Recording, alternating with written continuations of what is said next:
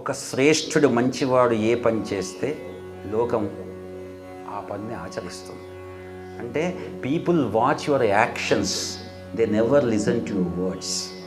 ఒక ఆయన how to stop smoking అనే దాని మీద అమెరికాలో పెద్ద బుక్ పబ్లిష్ చేశాడు. How to stop smoking, chain smoking. అది కొన్ని మిలియన్ల కాపీలు అమ్ముడుపోయింది. చాలా పెద్ద బిజినెస్ చేసింది నెట్లో అక్కడ.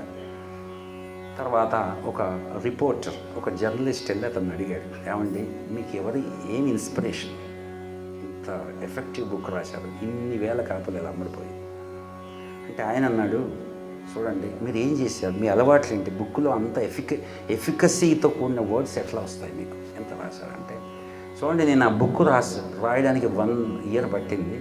1 ఇయర్లో నేను లక్షల సిగరెట్లు కాల్చాను అన్నాడు. 1 ఇయర్లో కొన్ని లక్షల సిగరెట్లు నేను కాల్చాను. ఎందుకంటే సిగరెట్ కాలిస్తే కానీ నాకు ఆ మూడు రాదు.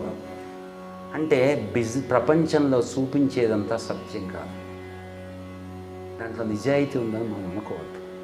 ప్రపంచంలో మనకు కనిపించే ప్రతి వస్తువు సత్యం కాదు.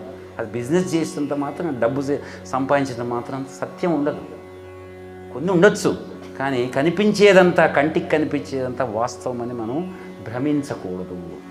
సో ఇక్కడ ఏం చెప్తున్నాడు మనకి, శ్రేష్ఠుడు కాబట్టి ఏంటి, ఇలాంటి శ్రేష్టత్వం కాదు చెప్పేది. నువ్వేదన్నా చెప్పాలంటే you should practice before going to preach.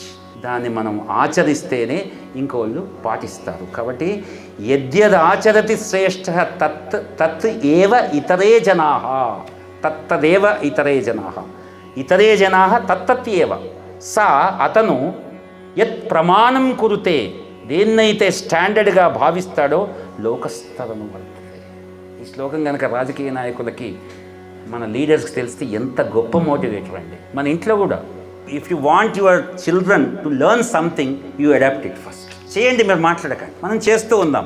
మా ఇంట్లో మా అబ్బాయి ఇవాళ కాలంలో లేటుగా లేస్తే వాడు పొద్దున్న లేచి పూజ చేయాలంటే ఫస్ట్ నేను మంత్రాలు చదువుతుండాలి. పొద్దున్న లేచి చదువుతుంటే ఇంకో 10 ఏళ్ళకైనా వాడు లేచి చదువుతాడు కదా.